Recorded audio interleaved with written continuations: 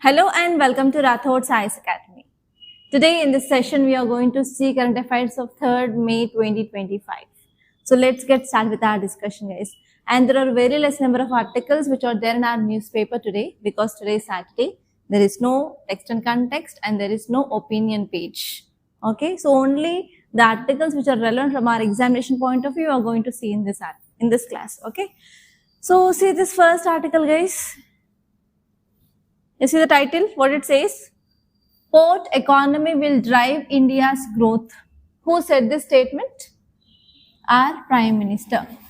So whenever any of our official delegates, if they give any statements, it may be President, it may be Prime Minister, it may be Foreign Affairs Minister or Finance Minister, anyone, that statement will become very, very important. Okay, and you have to note down the statement. Our Prime Minister said port economy will drive India's growth. So what are the keywords that you can see in this title itself? You can see about, first one is port economy, right? So first one is port economy. And second keyword that you can see here is India's growth. So those are the two keywords that you can see in our article. Okay, let me write those keywords here. So first one is port economy leads to India's growth. So what is this port? Port is nothing but seaports or harbors where the ships, they'll come and they'll stop and they'll move, right? So that is called as a port. So why this port economy is very important for our country? Any idea? So if you see the coastline of India, so how many kilometers of coastline we have? 11,098 kilometers. If I'm not wrong, it is 90 to 98. See this ones. So recently there is revamping, that is recounting of this coastline of our India happened. So if you read your NCERT books, it will be 7,516 kilometers. Now it had been increased to 11,098. So increase nothing but increasing of size. But here we will be having lot of press like that, no? So they included that thing also, and now it is 11,098 kilometers. So here which sea we have? Arabian Sea. Here which sea we have? Bay of Bengal. And in south we have Indian Ocean. Right? So this part is called as West Coast. And this part is called as East Coast. Okay, so because of this long this coastline of our country, do we have any advantage? Yes, because of this very long coastline, it will be helpful for which kind of transport system? Waterways. Okay, so we can promote this waterways because of this very good east coast and as well as west coast.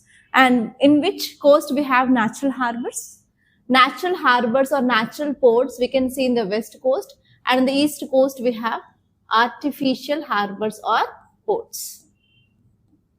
And which area we can have the deep water? Deep water we will be having in this western coast, and here we have shallow waters. So why we have this deep water and shallow water here? So as you all know that Indo-Australian plate is moving towards northward. So while it was moving, some part of this had been cut down, it was followed in this Arabian Sea. So because of this, if you see the map, we will be having a very straight line here. But here, do we have the straight line like this? We will be having, right? So here we have submergent coast. So some part had been cut off and it was fall in the water. So because of this, it is called as submergent. So if you see the height, it will be like this. And even you know that there is a slope towards eastwards. And here we don't have that slope. So because of this, we have call it as submergent coast here, and we can call it as emergent coast. So I want to draw this water level here. So please see here. So if you see water level like this. So here it is our west coast. Here it is our east coast.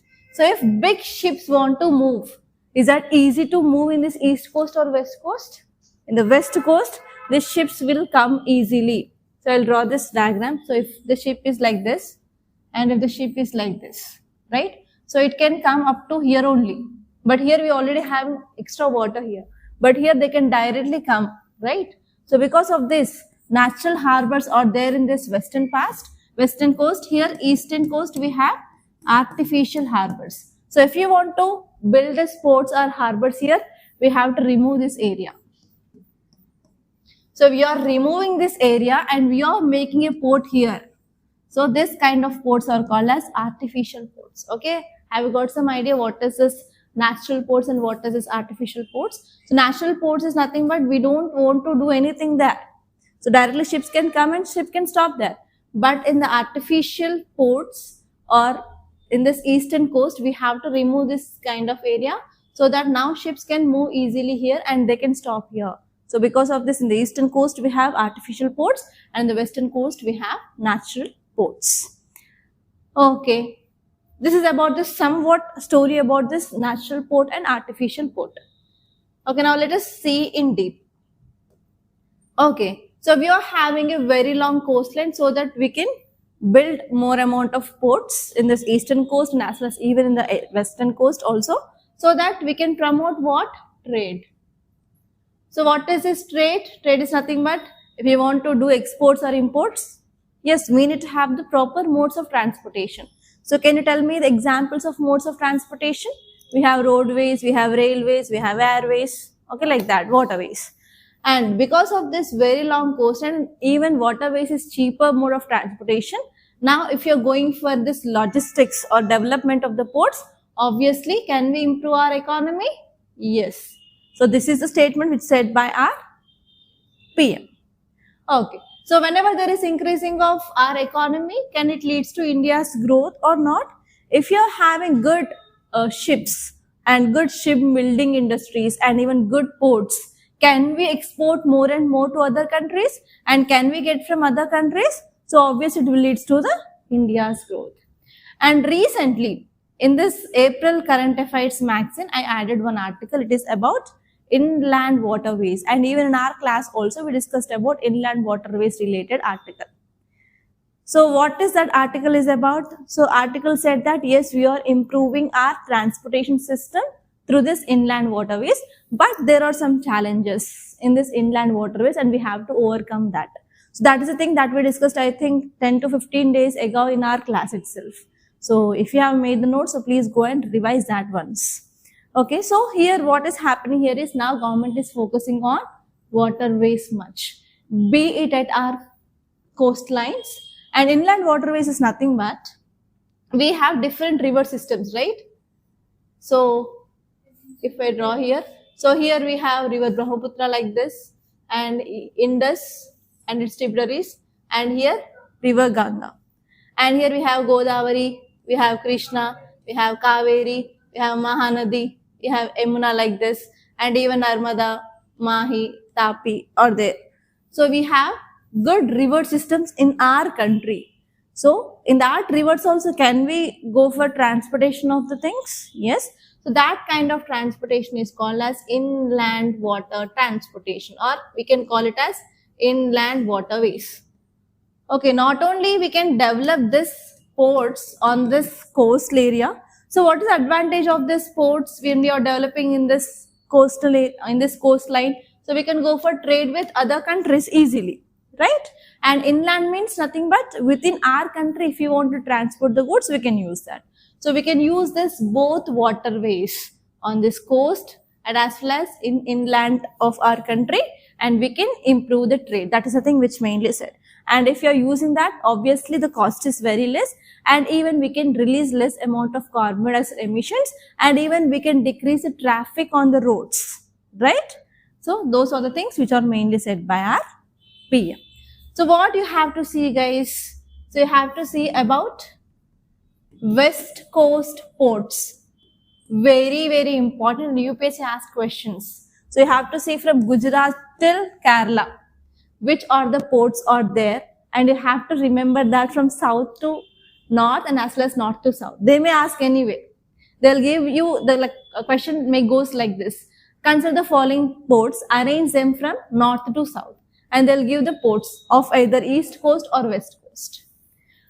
And next we have different types of ports. You have to see the types of ports. Some ports they will be used for only the passengers. Some ports they will be used for cargo. That is called as transshipment port. And this one is there will be the exchange of goods which happens. That is called as entry port. So like that we have different types of sea ports in this coast. You have to see which ports are there. And you have to see national waterways.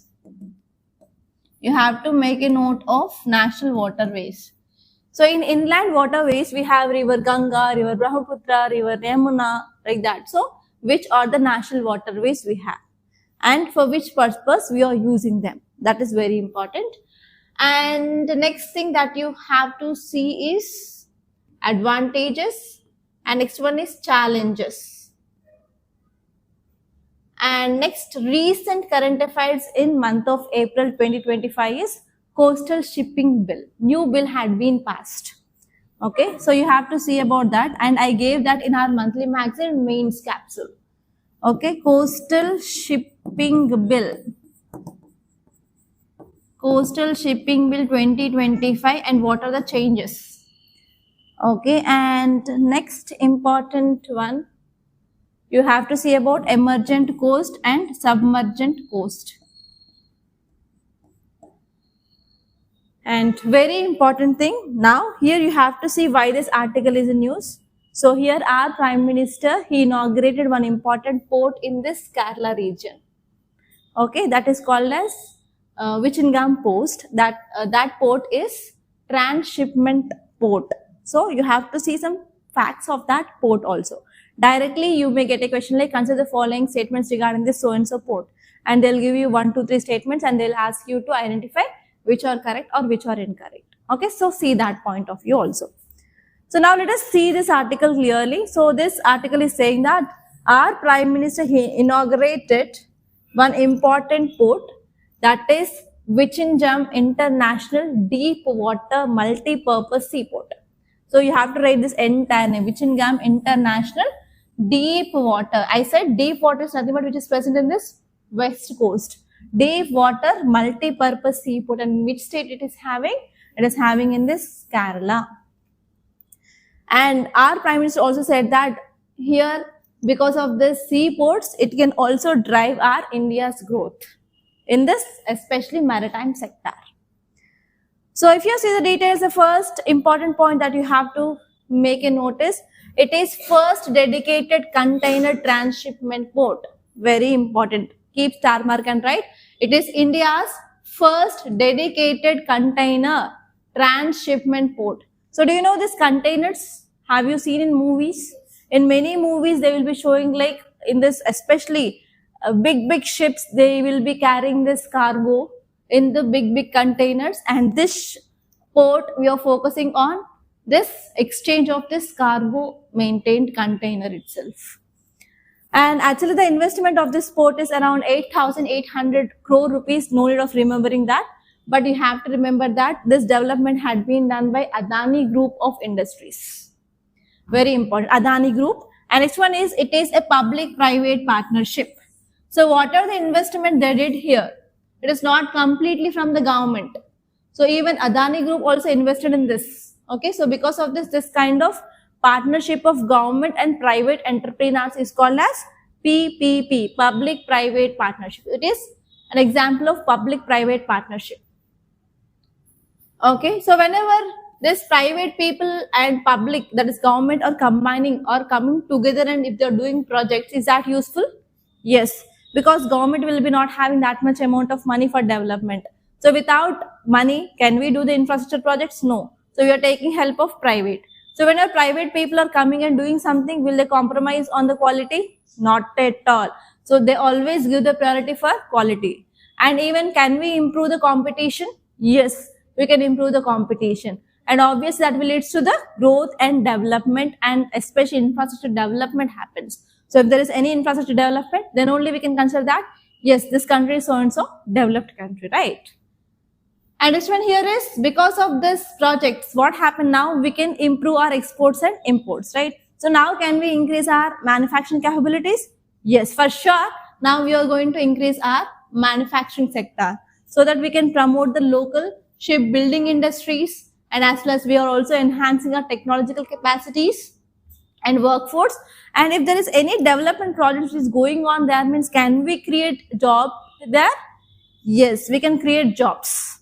So for example, if there is any construction happening, so ourselves, can we do that? No, we'll be calling some labor, right? So in that way we are creating employment generation. And if there is increasing of movement of the ships, obviously they need labor, yes or no? So again they can create the employment opportunities in that area. Okay, so if you see some facts regarding this Vizhinjam International Transshipment Deep Water Multipurpose Project, it was taken up by Government of Kerala.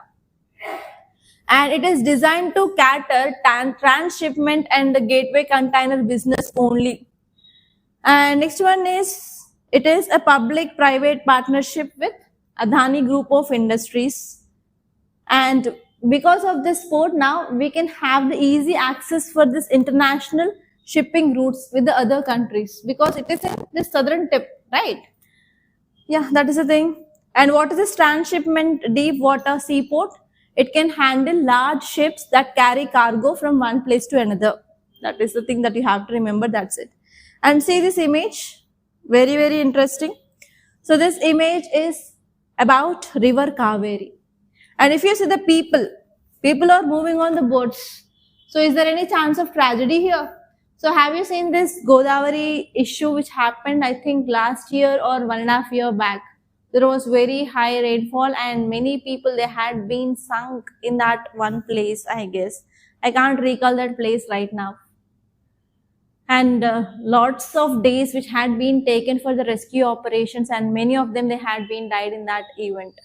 So here this image is showing that the people, they are moving in these ships without life jacket. Are they wearing any life jacket? No. If they are not wearing any life jacket, whenever they are moving on these rivers, and what happens? There is a risk of drowning in that water, right? So that is the thing which mainly showed here.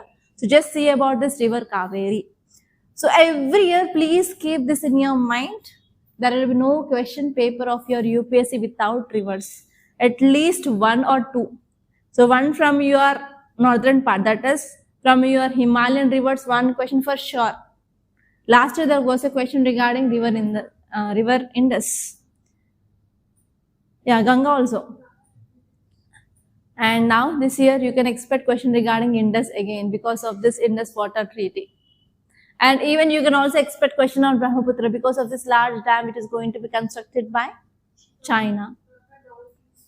Yeah, in Ganga also there is an issue called as Ganga River Dolphin Census, which had been done for the first time.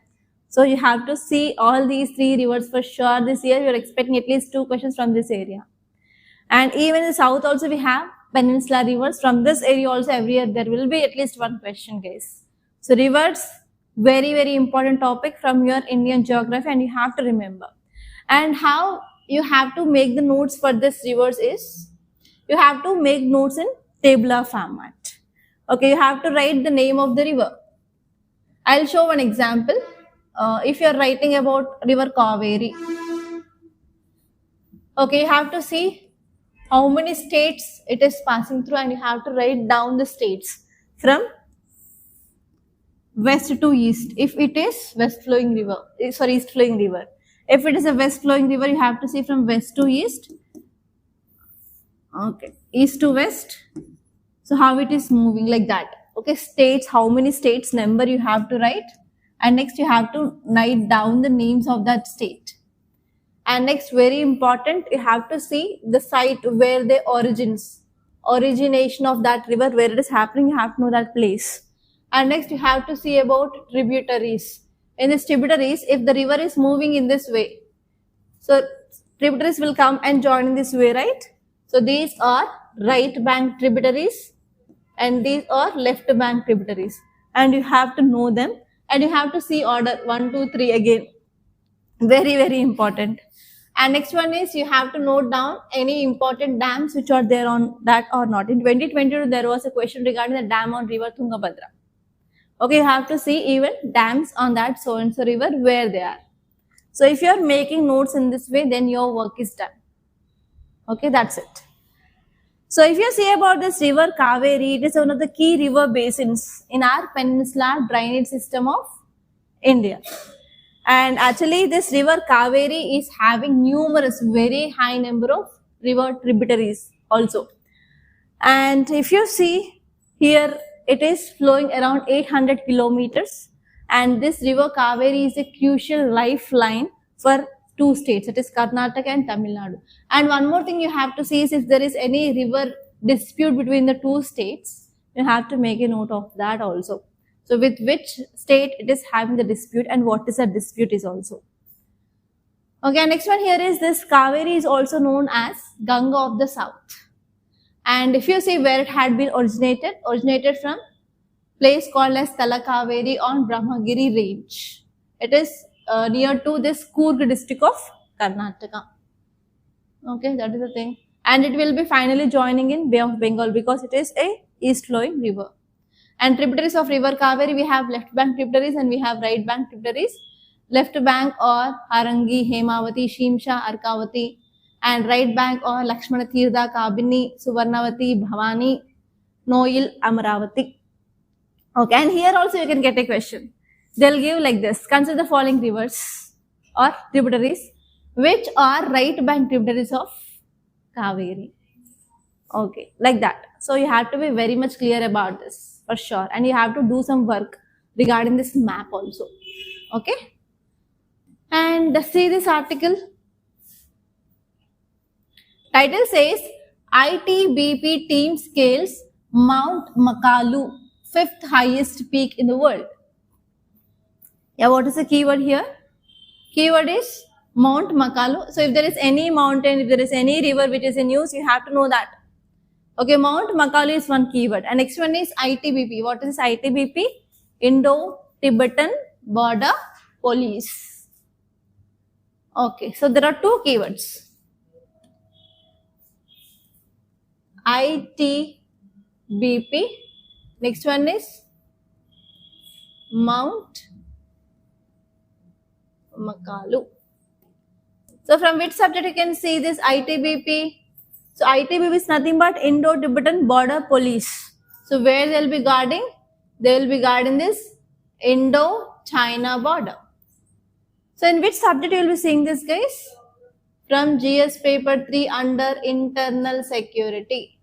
So in your internal security you will be studying about not only army but even other police forces. Have you heard about this CRPF, Central Reserve Police Force, right?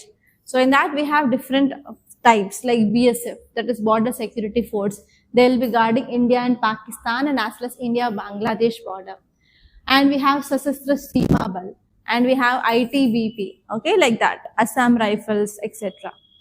So here this article is talking about ITBP and second one is Mount Makalu. Have you heard about this Mount Everest? Mount Everest is the highest peak, right, where it is present along this India and Nepal border. So near this Mount Everest, we have one more highest peak and this highest peak is called as Mount Makalu. So you have to open your atlas and you have to find it out where it is and you have to make a note this Mount Makalu is the world's 5th highest peak. That means now you have to see which is the first, second, third, fourth and now this is 5th.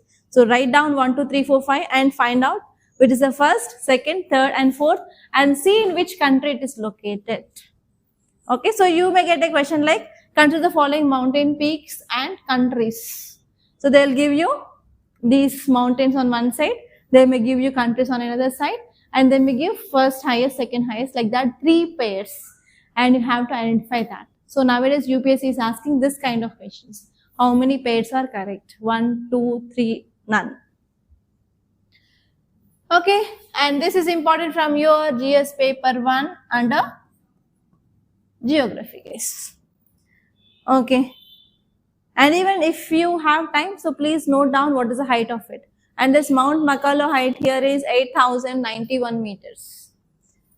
So why it is in use? Indo-Tibetan Border Police Force, that is ITBP, has successfully scaled up. That means they climbed this Mount Makalu and it is the world's 5th highest peak.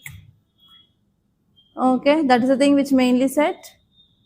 And if you see about this Indo-Tibetan Border Police Force, it is one of the central armed police force of India, and it had been formed in year 1962. Why 1962? Because in 1962 there was a war between India and China. So after that war, we realized that yes, we have to guard this Indo-China border also, and later on we came up with this force in 1962 to guard our Indo-China border. Okay, and they had been initially raised under the CRPF Act. In 1992, again, this parliament enacted one more act called as ITBPF Act. Okay, that's the thing. And actually, you have to remember this: Army, Navy, and Air Force will come under the Ministry of Defense. But these forces, which are guarding inside our country, they'll come under Ministry of Home Affairs. It is very, very important. And you will be getting confused there itself. And the important motto of this force is Shaurya, Dhirata, Karma, Nishta. It is nothing but valor, determination, devotion to duty. You have to write that kind of things whenever you are writing introduction or any conclusion. Even in your essay also you can write that. Okay, that is the thing. And about this Mount Makalu, it is among the 8 mountains in Nepal above 8,000 meters.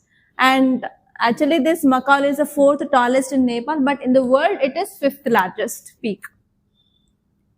And it is very much near to Mount Everest. It is just 19 kilometers from Mount Everest.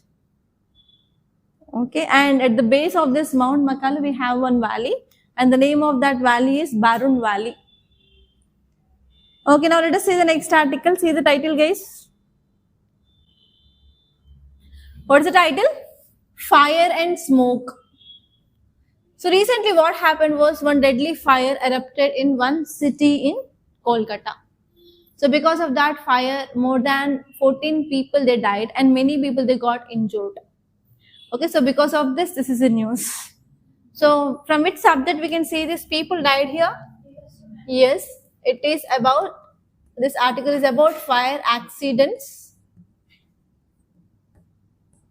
in cities. And this article is important from GS paper 3 and disaster management. So let us have a casual talk. So why this fire accidents happens in normal in cities, especially in Delhi also, and now in Kolkata. So what is the reason? Have you ever seen this some areas which will be having very, very old buildings? Yes or no? So the important reason behind this fire accidents is, now earlier, if you see our home, which had been, for example, built like 40 to 50 years back, so do we have all the proper electric connections? At that time, we only used only one fan, only one light. But now, we shifted the same house with different electric appliances. Now we are using hair dryer, now we are using makeup kit, everything which is, and even trimmers, and even every one person is not having a single mobile phone, even 2, 3, yes or no? And even we are having ACs, coolers, washing machines, dishwash machines, everything. So will that same capacity of that so-and-so system that we have equipped with like 40 years back, can it serve the same thing now? Yes or no? What happens? Short circuits. Because of the short circuits, fire accidents will happen. That is the one important reason. And this one here is, now we are having lift. Yes or no? Lift, escalators, and even we are having emergency exits. So if you go back to 40 years house, how many entries and exits will be there? Only one entry and one exit. If there is any fire accident happen, so the people in that area will be rushing out. So if someone wants to go inside for rescue operations, can it be happens?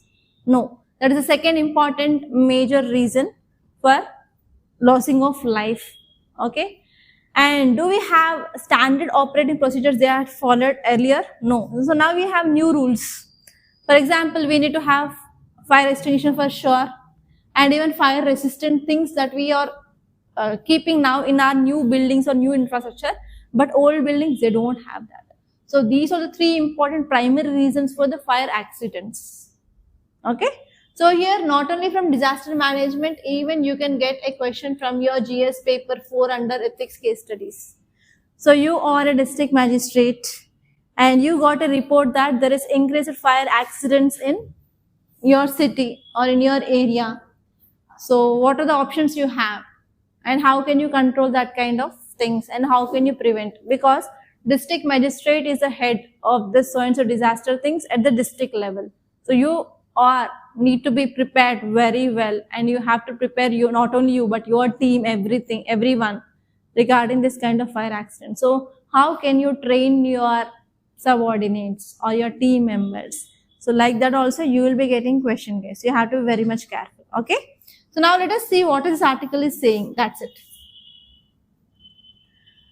Okay, so the recent tragic hotel fire the fire erupted in Kolkata, and this article is saying that there are serious lapses in fire safety compliances within congested urban environments, especially in urban areas. If there is a very small area also, they will build like 5 floors, 6 floors, 10 floors like that, right? Especially in urban metropolitan cities, it is happening. And they're not following proper safety and standards, fire standards are not following. So because of this, many a times we'll be seeing this kind of fire accidents in urban areas. So the first important point that you have to see here is there are recent fire exemplifies a systemic issue. So because of this fire erupted in a hotel, which is saying that lots of issues which are there in our urban areas. And we have normally older buildings. They are not often retrofitted and they are not meeting our modern fire safety standards. For example, there is a single staircases in the multi-story buildings. So because of this, the people can come out. But if other people like fire department, if they want to go up and if they want to put off the fire, can they go? Can they take their vehicles? No, that is one important problem. So because of this, emergency operations are delayed. Because of this, lots of people, they are getting succumbed.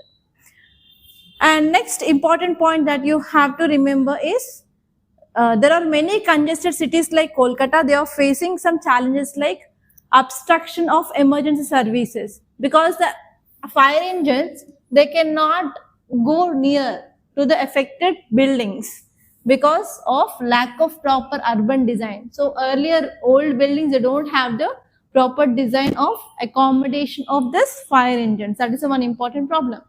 And one important problem why there is a death of the people is happening is whenever there is any fire accidents happens, and what happened, lots of carbon dioxide will be released. They will be not getting enough oxygen, and because of this inhalation of smoke, they will be getting like giddiness and they will be falling down. So lack of oxygen is one of the important reason for this death of the people, not because of the burns. Okay, so here if you see in the modern houses, we are equipping some fire management system where if there is any smoke, it will be absorbing that smoke so that it will be ensuring that oxygen is present in that so and so area. Okay, so that is one important problem now. So because of this smoke inhalation itself, we are getting this smoke asphyxiation, that is nothing but the giddiness and lack of oxygen, everything which happens. So because of this, now we have to incorporate with the smoke detection system and as well as smoke absorbing systems in our buildings. And this one here is we have to modernize the fire safety regulations also. Whatever the fire safety laws are which are present in our country, they are outdated and we have to update it. And this one here is we have to improve the awareness of the people for sure, so that we can let them know like how this fire accidents will happen, what are the reasons for this fire accidents, at that time of fire accidents, what steps they have to take, everything. We have to improve the awareness of these people. That's it. Okay, say this article, strengthening of parliamentary oversight in India, very important article of the day. So here you have to focus on this keyword called as parliamentary oversight. Okay, so here in the parliament, what we'll be having Lok Sabha, we'll be having Rajya Sabha, right? And what is happening in this parliament? Bills passage, making of laws, everything will be happens here. Okay, in parliament we have Lok Sabha and we have Rajya Sabha. In Lok Sabha we have Lok Sabha members and in Rajya Sabha we have Rajya Sabha members, right? So this Lok Sabha members are directly elected by the people and Rajya Sabha members are indirectly elected by the people. And Lok Sabha members are more or Rajya Sabha members are more? Lok Sabha members are more compared to the Rajya Sabha. Okay, and which is the lower house? Lok Sabha is the lower house and Rajya Sabha is the upper house. Okay, so actually we are controlling parliament. So whenever the discussions, debates are going on in this making of law process in the parliament, there are certain oversight mechanisms. We have to make a note of that oversight mechanisms what we have. So we have a question hour. Okay, first one is whenever the session starts, it will starts with question hour for 1 hour. So in that question hour, opposition party or any members of the parliament or that house, if they have any questions, they will ask to whom? Ruling party. So that now ruling party, they will be giving answers so that they will be accountable to the people. Okay, first one is question hour. So in this question hour, MPs can ask questions. So scrutinize how this government is functioning. If government is not taking action, now they will be asking questions so that the work is done. So in this way, we are making proper control of parliament. And second one is discussion. So if there is any passing of bills, will that pass without debates and discussions? No. So there is a huge discussion which happens before the passing of bill. So that discussion, they will be discussing about what is that bill, why we need that so and so thing, why we need to come up with a change, and what are the advantages, disadvantages, and opposition party will be raising the questions so that now this ruling party will be ready and it will be giving the answer. So if everyone will says okay, then only that so and so bill is getting passed. And for that we have different types of majorities: simple majority, special majority, like that. Okay, so we have discussions. So parliament may take up the role of regulators for debate under different rules of procedure of parliament. So here in the parliament we have different rules to be followed. In that rules, one is discussions. So in these debates, especially the concerned ministers will be responded to the issues which are raised by other people in that house before passing of anything. And next one here is we have departmental standing committees. So in the parliament, if there is any bill, if I want to pass, for example, if I am a member of parliament, if I am introducing any bill, if that bill to be passed, so first that bill is placed before everyone. After the debates, discussions will happen, and in that debate and discussions, if everyone says okay, and my bill will goes to this parliamentary committee, and this parliamentary committee will be having certain members, and they will be sitting on that, and they will be saying it is good or not, advantage, disadvantage, why, everything they will scrutinize. They will not pass bill directly. Okay, so here we are also having the standing committees in the parliament. So because of that, what happens? So these committees, they review about that so and so thing. They also work, they are also acting as one of the regulator of our parliament. And this one here is we are also having some other committees like finance committees. If I am saying that I want to come up with a scheme, for example, I am this Ministry of Education, so I want to introduce one scheme. So here that bill will goes to finance committee, that amount of finance which are there with the government or not. Okay, how much bill, how much amount of that money that I am asking, so how much it is feasible for them. So whether I can go for central sector scheme or central sponsor scheme, everything will be taken up by finance committees. And we have committee on estimates, we have public account committee, etc. And not only that, standing committees, but even we have ad hoc committee.